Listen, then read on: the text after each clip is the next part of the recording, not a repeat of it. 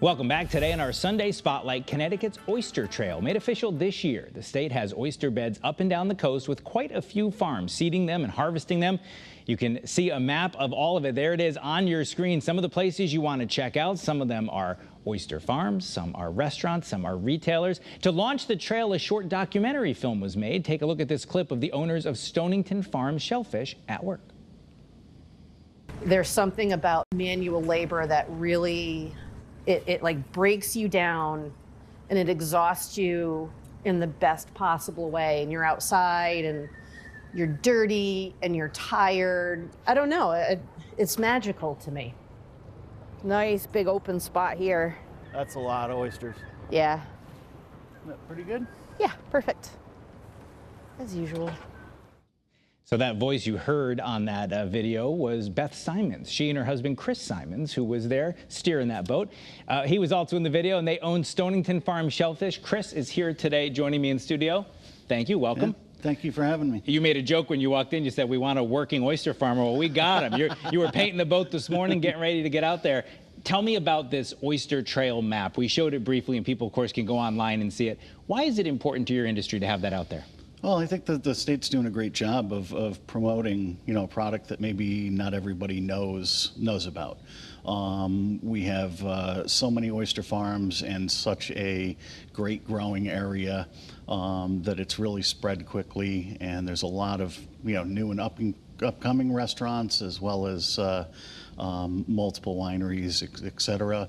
That it's really important just for everybody to know where they can go to taste some of the best oysters around. Well, I know in launching it, the governor said we're the Napa Valley of oysters, and I know a lot of what happens with oysters, and you're the expert, so I'm going to tell you what I know, and you tell me, but where they are can affect the flavor and the taste, and something from your farm versus something from a farm up the road would have a little bit of a different taste to it and a different maybe texture to it.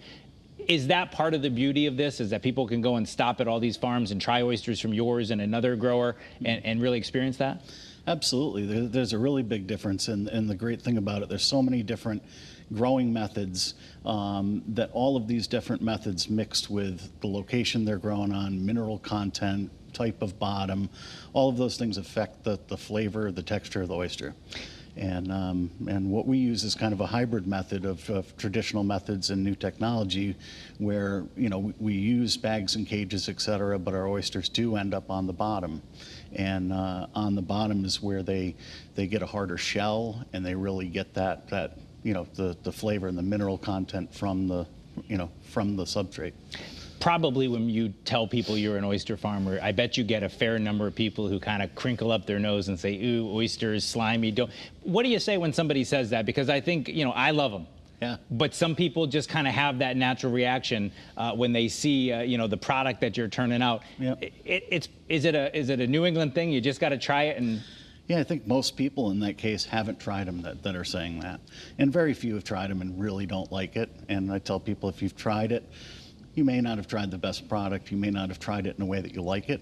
Try it again. Try a different brand. Try it cooked. Try it, and that's what this is all about. You have all these different restaurants, chefs, et cetera, that prepare them. That there, so many different ways to have them. If you tried them and didn't like it, try it again. And try the oyster stew, or try the, the fried oyster or the baked oysters. Absolutely, absolutely. I saw a stat that there's 600,000 bushels of oysters that came from Connecticut waters last year.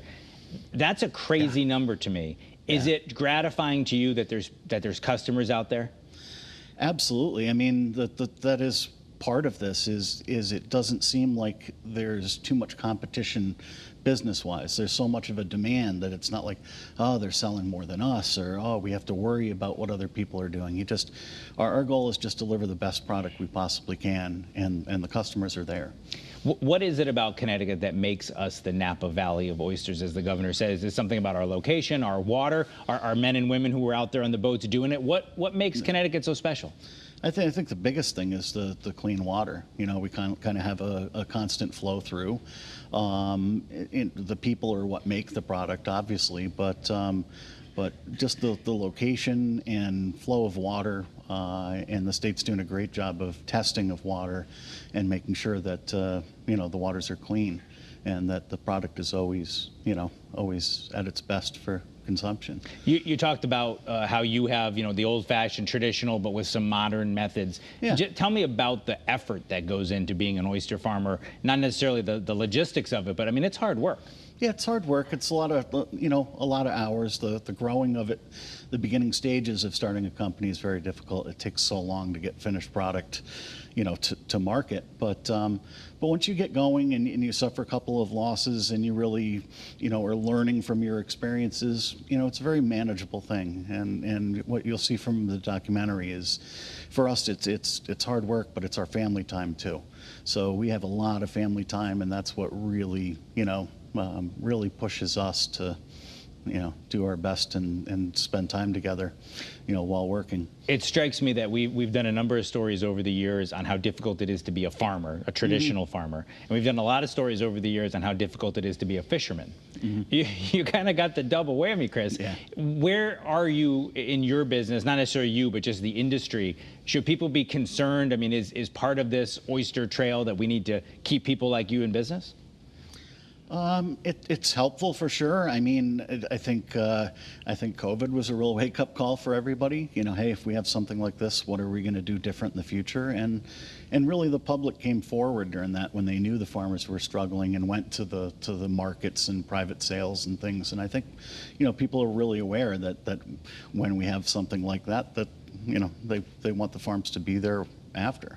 But yeah, keeping everybody in business is it's definitely helpful for sure. And this is a cool Connecticut thing, and to have it, you said it's your family business. Yeah. You have the next generation already working with you. Yep. It's something that you can continue on, and to have that it's an important thing.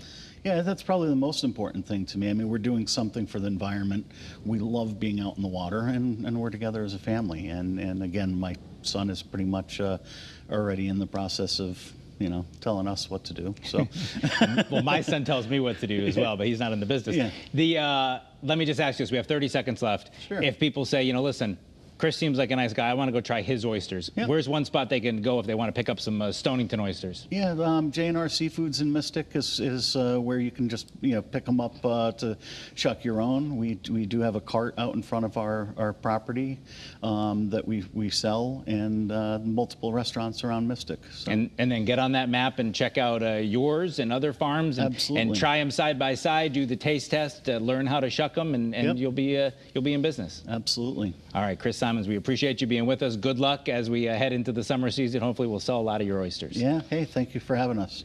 All right, there is the Oyster Trail map one more time. You can get to it on our website if you would like to learn more. That is CT24 for this week. CBS Sunday Morning is coming up next. Have a great rest of your weekend. Maybe shuck some oysters. We'll meet you back here in Studio A next Sunday morning.